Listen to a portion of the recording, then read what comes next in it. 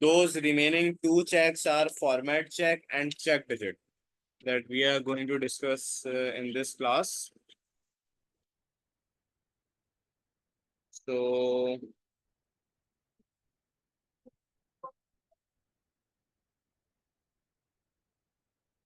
let's start with our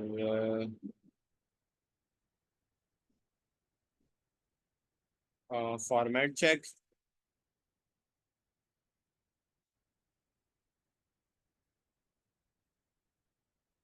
So when it comes to your format check, it basically checks that the characters entered conform to a predefined pattern or not. Like, for example, if I give you an example of a date is in the format like date, month, and then year. So what you have to do is that you have to write the date in this format. Like it goes like 27, 09, and 1995 or something. But if you are going to write it like 1995, 27 or 9, this is going to be wrong. This is going to be correct. Why is that? Because this is based on this predefined pattern. This is based on this predefined format.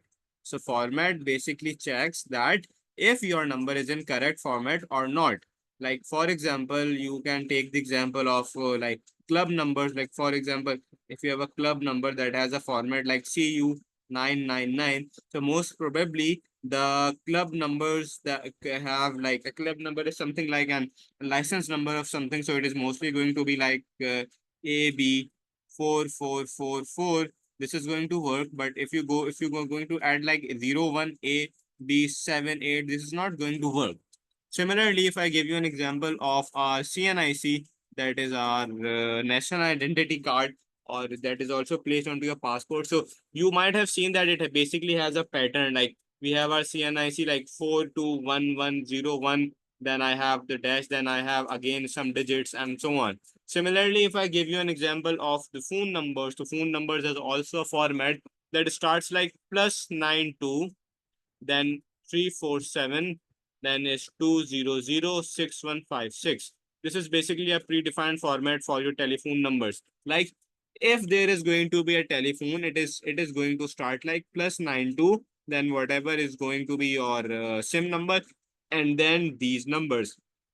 A phone number can never be like 7864455 in Pakistan. This cannot be like. So these are basically to check that if your data is in predefined pattern or not.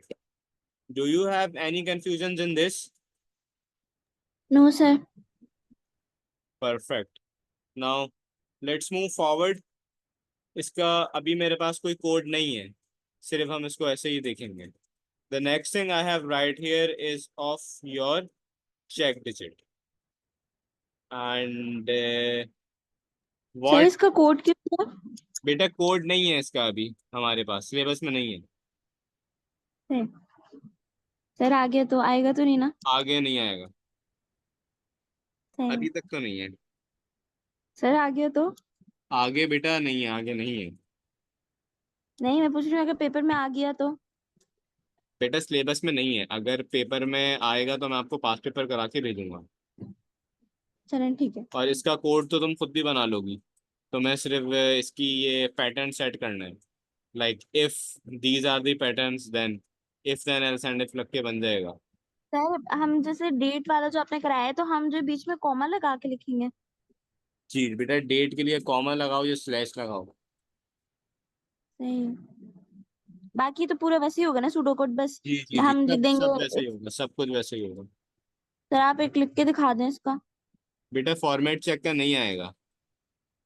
अच्छा चलें ठीक है. और अगर तुम्हें format check करना ही है तो एक काम ये करो कि अपने पास ये जो प्रेजेंस चेक है, इसका कोड मैंने ये कराया था, सब कुछ यही होगा। यहाँ पे आएगा input email address, if email address को ऐसे करना, if email address is equals to कुछ यहाँ पे स्पेस देना, और स्पेस देने के बाद @डैश.com, इस तरह से। या तुम ऐसे लिख सकती हो कि if date is equals to date date, month month, year year year, इस तरह चलेगा, बाकी सारा सेम रहेगा। सही है सर बीच में कॉमा नहीं लगाएंगे? बेटा, स्लैश आएगा ना। सही, ठीक है। Date date, month month, year year. Comma आप सिर्फ जब लगाते हो इन्वर्टेड कॉमर्स, जब एम्प्टी स्पेस देना होता है या कोई चीज़ आउटपुट करानी होती है, जब लगाते हैं सर इन्वर्टेड कॉमा। सही है सर। अच्छा, अब अगर मैं यहाँ पे चेक डिजिट की बात करूँ, तो check digit is basically the final digit included in a code. It is calculated from all other digits in the code. I can say that check digits are used for your barcodes. Check digits are used for your product codes, or check digits are used for your ISBN. That is the full form of that is your International Standard Book Number, and last can be your VIN, that stands for your Vehicle Identification Number.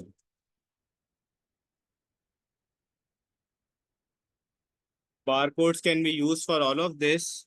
Barcodes work like, for example, if this is a piece of code or something, so this is basically the final digit.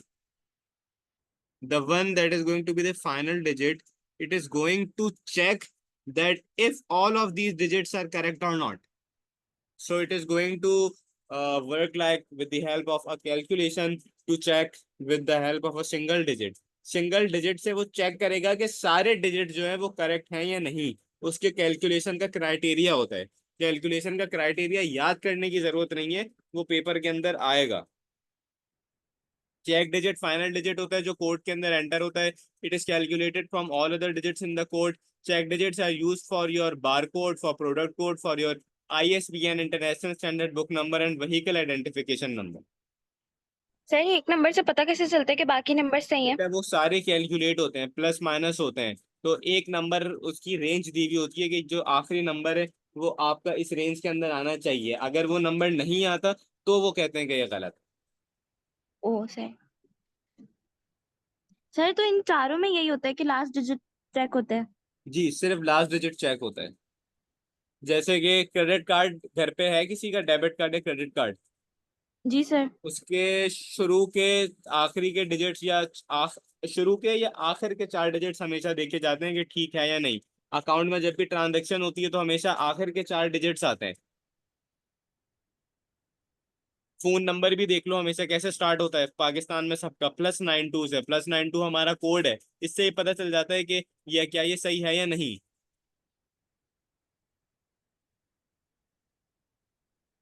अच्छा, अब सही।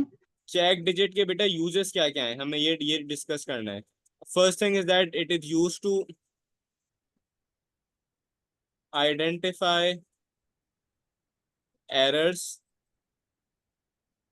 caused by data entry or miss typing और miss scanning a bar code. अगर आपने bar code को miss scan कर दिया है या आपने डेटा एंट्री गलत कर दिया है, मिस टाइपिंग कर दिया है, तो वो जो है आपके चेक डिजिट से डिटेक्ट हो जाएगा। अब कौन कौन से ऐसे एरर्स हैं जो ये चेक डिजिट डिटेक्ट कर सकता है? सबसे पहला एरर आपके पास आ सकता है बेटा, एन इनकरेक्ट डिजिट एंटर्ड। अगर आपने कोई भी इनकरेक्ट डिजिट एंटर कर दिया, मकसद ये कि 5327 की जगह अगर आपने 5307 एंटर कर दिया, कोई गलत डिजिट आ गया, तो ये फौरन डिटेक्ट कर लेगा आपका चेक डिजिट। इसी तरह से अगर किसी किस्म का कोई भी ट्रांसपोजिशन एरर है, तो वो जो है बेटा ये फौरन डिटेक्ट कर लेगा। ट्रांसपोजिशन एरर क्या होता है कि आपने लिखना था 5307, लेकिन आपने लिख दिया 5037, मतलब दो डिजिट्स की जगह जो है वो चेंज हो गई है, उनका जो ऑर्डर है वो चेंज हो गया है। तो ये आपके पास एक ट्रांसपोजिशन एरर है। थर्ड आपके पास आता है ओमिटेड और एक्स्ट्रा एक्स्ट्रा डिजिट। ये भी ये चेक कर देता है। मतलब ये कि अगर किसी ने 537 लिखना था और उसने 5370 लिख दिया, तो ये भी चेक हो जाएगा। अगर किसी ने 53107 लिखना था और उसने गलती से 5307 लिख दिया, तो ये भी चेक हो जाएगा। या तो एक डिजिट हट गया है या तो एक डिजिट एक्स्ट्रा आ गया है। This can be checked. Last thing you have right here is your phonetic errors. Phonetic errors can also be checked, and phonetic errors are like, for example, you are writing 13 instead of 13। मकसद ये कि आपने ये लिखना था, इसकी जगह आपने ये लिख दिया, ये गलत हो गया।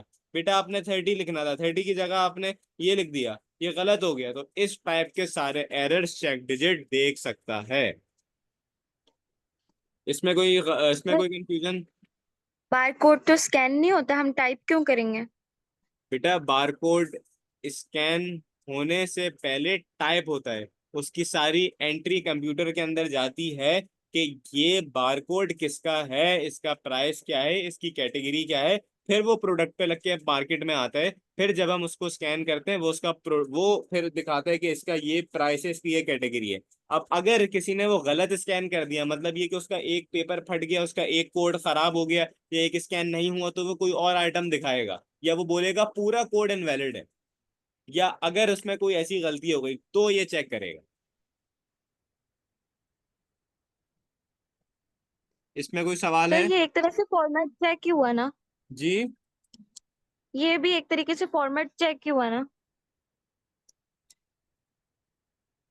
एक तरह से फॉर्मेट चेक तो बेटा ये चेक करता है कि वो जो लिखा है उसका फॉर्मेट सही है या नहीं। ये चेक करता है कि उसका जो पूरा रिकॉर्ड है वो सही है या नहीं। हाँ, एक तरह से कह सकते हैं है। कि कोई चीज गलत तो नहीं आ गई है। इसके बाद बेटा यहाँ तक कोई सवाल है? नहीं। इसके बाद बेटा इस चैप्टर की सेकंड लास्ट चीज है मेरे पास, और वो सेकंड लास्ट चीज है मेरे पास आपकी वेरिफिकेशन। अब वेरिफिकेशन क्या होती है? फॉर एग्जाम्पल, मुझे मेरी अम्मी ने कहा घर पे कि धनिया पुदीना ले आओ, नहीं, मेरी अम्मी ने मुझे कहा कि धनिया ले आओ, मैं लेके आ गया पुदीना, घर पे आया, मुझे गालियां पड़ी। तो इस चीज को वेरीफाई करने के लिए मैं क्या करूंगा? अम्मी ने कुछ सामान मंगवाया, वो मैंने एक पर्ची पे रख लिया। अब सुपरमार्केट में गया, सुपरमार्केट में जाने के बाद सामान लेने के बाद पर्ची से वेरीफाई किया कि क्या सामान ले रहा हूं वो ठीक है या नहीं। तो वेरिफिकेशन की डेफिनेशन क्या है? Verification checks that the data has been accurately copied from one source to another or not। मकसद ये कि आपके पास ये आपकी एक सोर्स है, इस सोर्स से दूसरी सोर्स तक आपका डेटा एक्यूरेटली गया या नहीं। So when it comes to your verification, this includes two types, like the first type that is right here is going to be your double entry And the second type of verification check included into your syllabus is your screen or visual check. अब सबसे पहले बेटा अगर मैं यहाँ पर double entry की मिसाल लूँ तो डबल एंट्री तो आपने उसमें भी देखा होगा हमारे पास के जब भी मैं अपने पास किसी भी किस्म का पासवर्ड वगैरह ऐड करता हूँ अपने कंप्यूटर के अंदर, तो कंप्यूटर के अंदर वो आपको कहता है कि जैसे कि इट गोज लाइक पासवर्ड, ये आपके पास आपका पासवर्ड है, फिर आपसे वो कहता है कि री एंटर योर पासवर्ड, फिर आप अपने पासवर्ड को दोबारा से एंटर करते हो। तो इस सिचुएशन में क्या होता है कि आप अपने पासवर्ड को डबल 2 दफा एंटर कर रहे हो, ये चेक करने के लिए कि वो सही एंटर हुआ है या नहीं। इसी की दूसरी मिसाल है आपके पास स्क्रीन और विजुअल चेक। और स्क्रीन और विजुअल चेक जो है बेटा ये होता है कि आप अपनी स्क्रीन पे चेक कर रहे हो जैसे कि वो डाटा आपके पास प्रॉपरली है या नहीं। जैसे कि फॉर एग्जांपल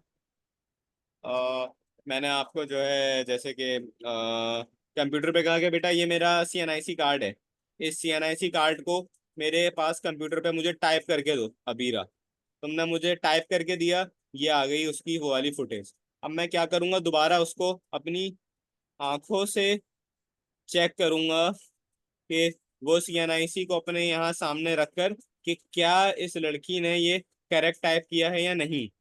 ये कौन सी एग्जांपल है स्क्रीन विजुअल चेकिंग की, ये भी आपके पास वेरिफिकेशन के अंदर आ जाता है। इसमें कोई मसला? सर ये तो मैनुअल नहीं हुआ दूसरा वाला? हाँ मैनुअल की हुआ, इसमें कोई मसला? नहीं सर। ग्रेट। अच्छा, इसके बाद है आपके पास 7.6, that is an example of your test data.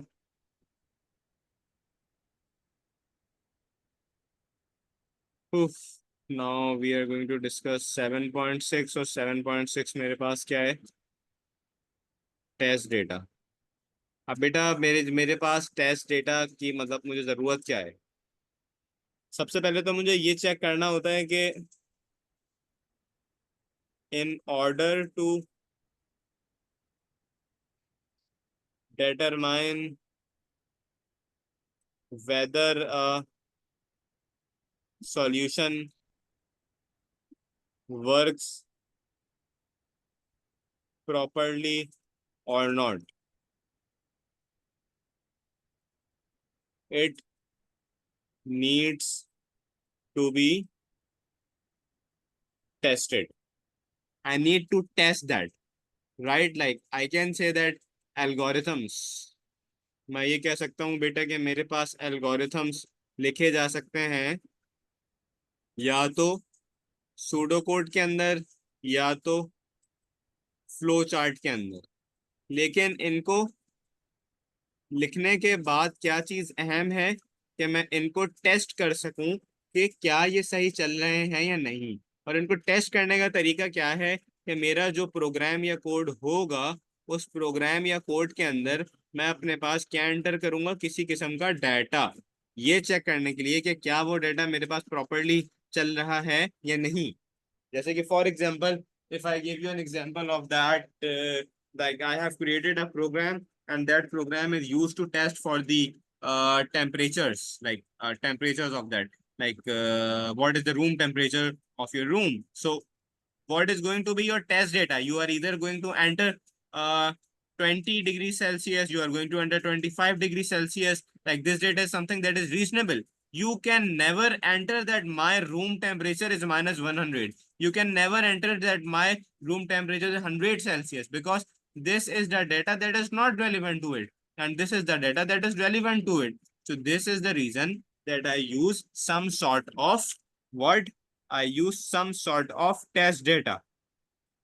And what is it? इसकी definition क्या है ये भी हम यहाँ पे देख लेते हैं। That is a set of test data is all the items of data required to work through a solution in order to prove that if your software is working correct or not, like what I'm supposed to do that. So the first example of that is going to be a normal data. And what is a normal data? A normal data should be used to work through the solution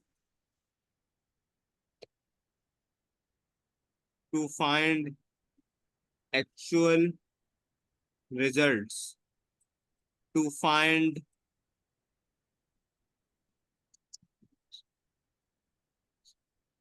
see if results are as expected or not. ये check करने के लिए कि जो मैंने expect किया है वो मेरे रिजल्ट जो है आ रहे हैं या नहीं। जैसे कि for example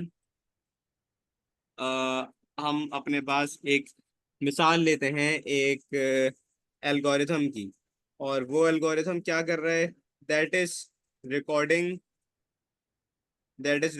what? That is recording the percentage marks entered only in whole numbers.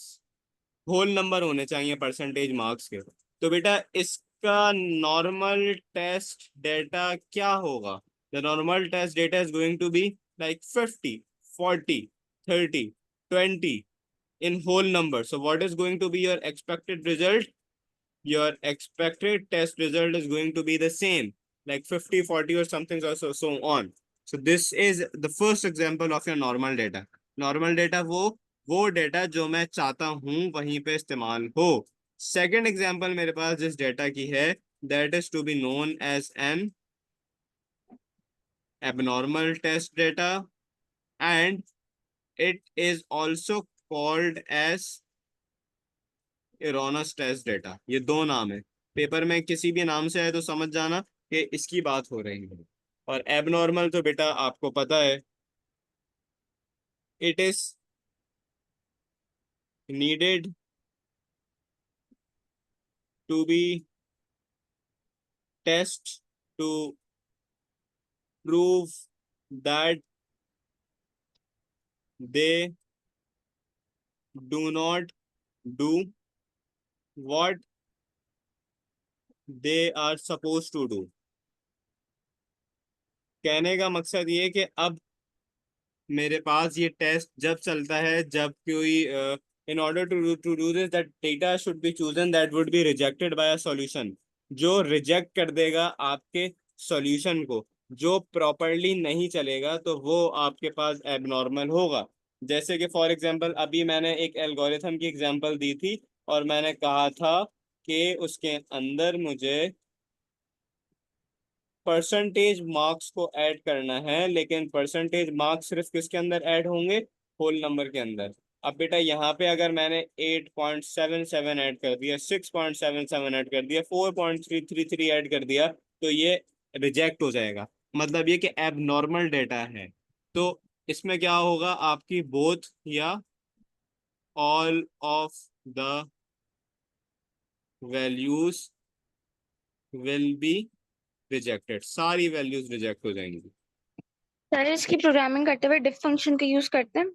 बेटा इसकी प्रोग्रामिंग नहीं होती क्योंकि टेस्टिंग के लिए यूज होता है।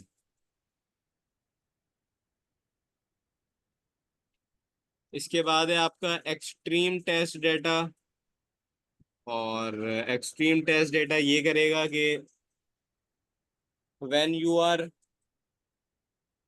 Given a range of values, like for example you have a range from 0 till 100, so what is going to be your most extreme data? Like for example I can say that the most minimum data can be 0 and the most highest data can be 100. So when I am working on to the ranges of that, but that should be the extreme, that should be the borderline of those values, not the values that are within the range। The values जो सबसे ज्यादा और सबसे कम होंगी, जो बिल्कुल आपके extreme level पे होगा, तो उसको कहते हैं एक्सट्रीम डेटा। इसका एक और नाम भी है, और इसका एक और नाम जो है वो हम कहते हैं बाउंड्री टेस्ट डेटा। तो पेपर में दोनों नाम से आ सकता है। अब इसकी एग्जांपल ये है कि फॉर एग्जांपल अगर मेरे पास यहाँ पे कोई एल्गोरिथम है, और उस एल्गोरिथम के अंदर मुझे परसेंटेज मार्क्स कैलकुलेट करने हैं, और मुझे कहा है कि 0 सबसे कम है और 100 सबसे ज़्यादा परसेंटेज है, तो मेरा एक्सट्रीम क्या होगा? मेरा मिनिमम 0 हो जाएगा और मैक्सिमम मेरा 100 हो जाएगा। सर जो हमने शुरू में आइटरेटिव टेस्टिंग पढ़ी थी, ये उसी का पार्ट है? बेटा आइटरेटिव टेस्टिंग आपको मैं लूप सिखा रहा था कि आइटरेटिव टेस्टिंग के अंदर एक लूप कैसे बनाते हैं। यह यहाँ पे मैं प्रोग्रामिंग नहीं करा रहा, मैं तुम्हें ये सिखा रहा हूँ कि तुमने प्रोग्राम तो बना लिया, अब उसको डाटा डाल के चेक तो करो। जब तक चेक नहीं करोगी तो पता कैसे चलेगा कि सही बना है या नहीं? तो उसके लिए ये 3 टेस्ट है। हम प्रोग्राम चेक कर रहे हैं, डेटा चेक कर रहे हैं? हम प्रोग्राम चेक कर रहे हैं डाटा के साथ, डाटा प्रोग्राम को चलाकर। ओ अच्छा। जैसे कि for example, for percentage marks in the range 0 to 100, the algorithm should be tested with boundary data. अब इसका बाउंड्री डाटा क्या होगा? जैसे कि -1 रिजेक्ट हो जाएगा, लेकिन 0 एक्सेप्ट हो जाएगा, 100 भी एक्सेप्ट हो जाएगा। ये बाउंड्री होता है। इसके दो दो नाम है, तो इनमें कंफ्यूज नहीं होना।